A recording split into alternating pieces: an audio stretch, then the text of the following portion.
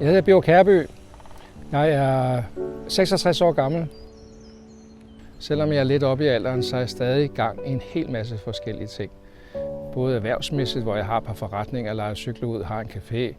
Også aktiv, jeg cykler meget, jeg spiller tennis.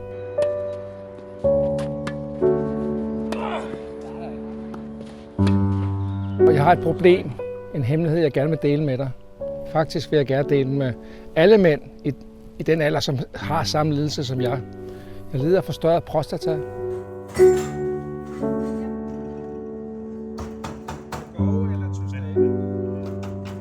Og det betyder, at man har svært ved at lade vandet, svært ved at tisse. Specielt om natten er det et kæmpe problem, når man skal op 5-7 gange. Man får ikke sin nattesøvn. Når jeg skal på ture ud et eller andet sted, så skal jeg hele tiden tænke på, kan jeg nu holde mig den time eller 2?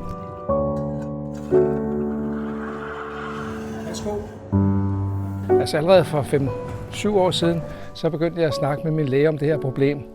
Og jeg synes, at først negligerede han det lidt og sige, hvor meget handler det om og sådan noget.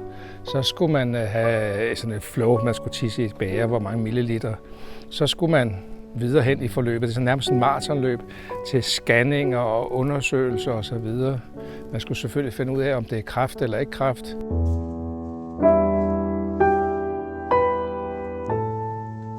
Rigtig mange mænd lider af det her forstørrede prostata. Altså, da jeg endelig fandt ud af, eller de fandt ud af, at jeg kunne få den her sådan varmebehandling, hvor man stikker et mikrobølgestav op i tisseren og varmer op, så man dræber noget af vævet. Så det tager kun ganske få minutter faktisk. Efterfølgende har man lidt smerter, man bløder lidt, og man skal have kateter op en måneds tid. Det er ikke særlig behageligt.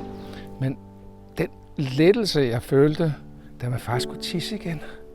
Altså, jeg kunne have et normalt liv, uden at tænke over at tisse hele tiden. Nu går der 3-4 timer før, eller imellem mine tissepauser. Og altså, jeg er et helt nyt menneske.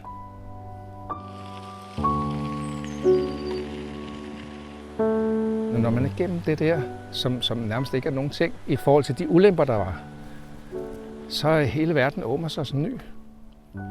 Jeg kan ikke forstå, at der ikke er flere mænd, der hurtigere i den her situation med forstørret prostata, får den her tilbud.